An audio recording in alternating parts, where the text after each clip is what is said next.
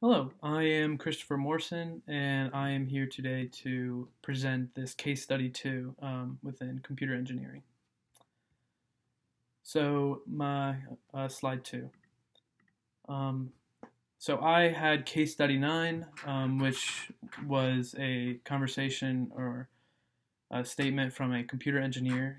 And within this case, the professor describes his progression towards becoming a teacher.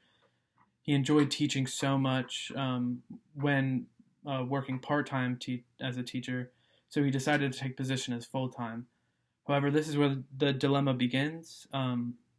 He went to school and obtained a master's degree um, rather than continuing and getting a PhD or doctorate, which prevented him from obtaining tenure, which greatly defines how much one is paid within a teacher position, as well as could possibly secure their job. Um, even though he puts in much more work and it participates in extracurriculars, his pay is significantly lower than the teachers who even have poor student evaluations consistently. And the teachers with poor student evaluations more or less don't get punished or spoken to due to this tenure position. So, like I said, this ethical dilemma at hand has to do. Oh, slide 3, excuse me. This ethical dilemma at hand has mainly to do with the idea of how tenure both helps teachers financially and also may impact their performance within the workforce in a negative way.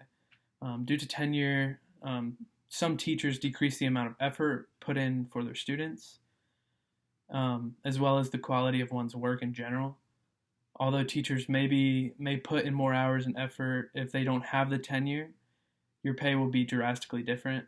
Um, tenure as well makes teachers, like I said earlier, what he calls unfireable, which is a main factor within the deteriorating workforce um, due to the continuation of unprofessional work. So the two ethical codes that I'm going to be going over today is the NSPE Code of Ethics for Engineers, which we have gone over many times in class, um, which is very applicable to this situation. However, I'm going to mainly be focusing on the ACM Code of Ethics, or the Association for Computer Machinery Code of Ethics. Both of these ethics um, are taken in account. Both are very similar and have important factors within the general principles defining them. However, they start to branch off from each other when going into the professional principles that are taking place.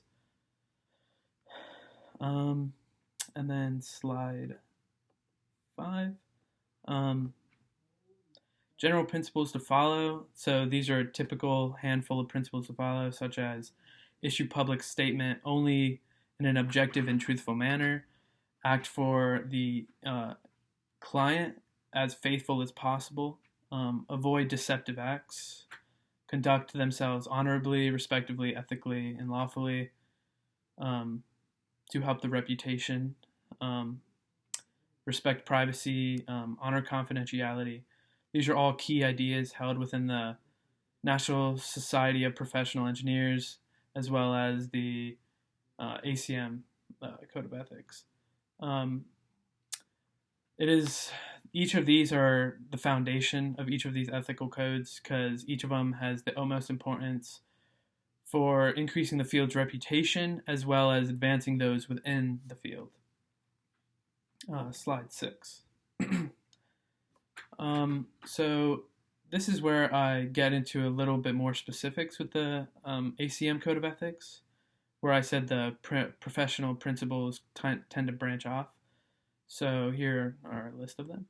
Strive to achieve high quality in both the processes and products of professional work. Maintain high standards of professional competence. Know and respect existing rules pertaining to professional work. Accept and provide appropriate professional review. perform work only in areas of competence, design and implement systems that are robustly and um, usably secure, and then give comprehensive and thorough evaluations of computer systems and their impacts, including analysis of possible risks. Each one of these are very important when trying to maintain the reputation of the code of ethics. And due to, if you don't follow one of these in a given situation, you could have dire circumstances come from it, such as give comprehensive and thorough evaluation of computer systems and their impacts. If you don't give a thorough evaluation, they could miss a issue that was at hand that it drastically affects their safety of the product or even security of the project. So yeah. Slide 7. So this is where I apply the ACM Code of Ethics. In this study, he acts very professionally and he does not do anything out of line. However, when discussing the issue with his colleagues, he could have been able to articulate the problem without criticizing his fellow colleagues. When looking at the ACM, I believe he did not break any of the principles in place. However, the principle of accept and provide appropriate professional review could be applicable if he wishes for his peers to reform the way of teaching and address the issues that are in place, especially with the teachers with a poor review from students. And even help them with the process in a professional manner. However, when it comes to the decision of not going back for a PhD, he did not run into or break any ethical principles in the ACM Code of Ethics. And this is where I began to examine his decision of not going back to school through another ethical idea, utilitarianism. So utilitarianism is more or less a decision where a person must act on what would be best for the greatest good, for the greatest amount of people, for it to be considered ethical. Although he did not, this is when I go into the application, although he did not go back for his PhD, he continues to put in hard work due to his love for his work, as well as maintaining a caring attitude towards his students, who are the most important factor in this profession of teaching. And he even puts in additional work for the benefit of his students as well as his department to further their education and help the department with extra work. So with this, my intermediate conclusion would be, with the hard work and the dedication, he shows his love for both the students as well as a love for his work, which will not only show through his students, but as well as through his colleagues who view his work. Both his students' grades will benefit from the work, as well as the rest of the department, who will help future students, as well as him continuing this love for his work, helping other teachers more or less refine their teaching styles, which I think anyone could benefit from. And the conclusion, thus, the professor was being ethical in his decision to maintain his position and not seek additional schooling. Like he said, he, at the end of the case, he says he's a little too old to go back to school. So if he were to go to school, he would more or less be reducing the amount of people he could help ultimately. Whereas if he continued his profession and continued to help students and continue to help the department, it would greatly increase the number of people he helped. This is where I then will go into my potential objections.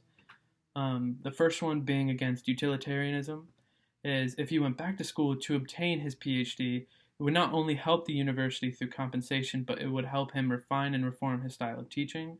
That would help reach more students in continuing his profession as a teacher, as well as his tenure would secure a spot within his school, as well increase his pay, which would incentivize him to put in more hours, to work harder, to continue this hard work that he's already been putting in place. And this is where I go into an objection for the ACM Code of Ethics. So an objection towards ACM Code of Ethics could be the failing to address these issues about the other teachers, and as well as the system in hand of tenure in general, which will cause future harm to both incoming teachers as well as current teachers. But it would also not it wouldn't benefit the department, which allows more or less this would not benefit the department due to the lack of professionalism going on in the workplace. If you continue to perpetuate this lack of professionalism, it could possibly get out of hand, and other teachers would learn from this, and you do not want that. Um, so this not only negatively affects the reputation of the school, but it can also create turmoil amongst colleagues, which you can see through his comment or statement rather, that it's almost not fair in the workplace, that this teacher who doesn't put as much work forth and doesn't care as much maintains higher pay, whereas he, the computer engineer, due to just a title of education, he is unable to obtain this level of pay that he should deserve. So this is the conclusion of my presentation for Case 9 of Computer Engineering. I hope you'd enjoyed, and have a good break for the rest of school, everybody.